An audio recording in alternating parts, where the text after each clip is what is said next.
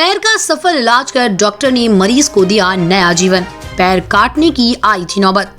पूरा मामला जनपद अलीगढ़ का है, जहां वर्ष 2020 में ट्रक दुर्घटना में भूदेव के पैर में गंभीर चोट आई थी। वहीं इलाज के लिए घायल युवक को रोहतक के एक नामचीन अस्पताल में ले जाया गया, जहां डॉक्टरों ने कई दिन उसका इलाज करने के बाद हाथ खड़े कर दिए और पैर काटने की नौबत आ गई। घायल युवक ने कई दिन इलाज कराया, लेकिन सफलता न मिलने के कारण हताश युवक वापस अपने घर आ गया। इस बीच युवक के परिजनों ने इसका इलाज कराने के लिए अलीगढ़ के लीलावती अस्पताल की सलाह दी, तो मरीज ने सलाह मानते हुए घटना के 1.5 वर्ष बाद अलीगढ़ की लीलावती अस्पताल पहुंचा और अपना उपचार कराया। वहीं अस्पताल के संचालक डॉक्टर एवं स्टाफ के अथक प्रयासों के बाद मरीज फिर अपने पैरों पर खड़ा हुआ है। बातचीत के दौरान मरीज ने बताया कि उनका पैर सड़क दुर्घटना के कारण घायल हो गया। वहीं उन्होंने हरियाणा के रोहतक में अपना इलाज लंबे समय तक कराया, लेकिन पैर सही न होना तो दूर, डॉक्टर ने पैर काटने का प्रस्ताव रखा। उन्होंने कहा कि लीलावती अस्पताल मेरा पैर सही हो गया है, बिल्कुल मैं स्वस्थ हूँ। इसके साथ ही मरीज ने डॉक्टर व स्टाफ का आभार जताया। भूदेव सिंह। भूदेव जी कहाँ के निवासी हैं आप? मैं चंदवा गोवर्धनपुर। ये आपके पैर में जो चोट है, ये क्या कुछ स्थिति हुई थी आपके साथ? ये सर पंचगामा हाईवे पे एक्सीडेंट हुआ था ट्रक से। तो एक्सीडेंट होने के बाद में वहाँ ले गए रोहतक। रोहतक ले गए, वहाँ पे ऑपरेशन हुआ तो ऊपर से और हड्डी काट दी और मशीन लगा दी कि हड्डी बढ़ जाएगी, ये पीस नीचे उतर जाएगा, लेकिन ऐसा कुछ नहीं हुआ और पैर में हो गया इन्फेक्शन हो गया। तो एक मेरे गांव के हैं, उन्होंने मेरे को बताया कि आप एक बार अलीगढ़ दिखा लो, लीलावती हॉस्पिटल है, वहां पे दिखा लो आप, और उसके बाद में तुम्हें समझ में आए तो ठीक है, नहीं इलाज जहां मर्जी कराना। अभी इलाज कहाँ हुआ है और क्या कुछ स्थिति बनी हुई है पैर की? इस समय लीलावती का ही वो है इलाज मेरा, और कहीं का नहीं है।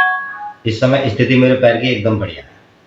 क्या अस्पताल स्टाफ के लिए क्या कुछ कहना चाहेंगे? अस्पताल के लिए बहुत बहुत धन्यवाद, और मैं चाहता हूं कि ऐसा ही अस्पताल होना चाहिए, जो कि मेरे पैर में ये कटने वाला बन जाता। अगर ये हॉस्पिटल मेरे को नहीं मिलता तो मेरा पैर कटवा देते अब तक।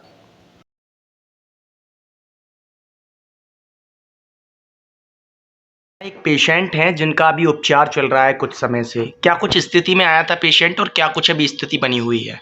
ये पेशेंट हमारे यहाँ अक्टूबर में आया था पिछले साल, और तब ये ऑलरेडी बहुत ज़्यादा निराश था, क्योंकि इसको यहाँ पे अलीगढ़ में भी कई जगह इसने दिखाया, और उससे पहले रोहतक पीजीआई से करीब 2 साल से इलाज ले रहा था और सारी सर्जरीज फेल हो चुकी थी इसको।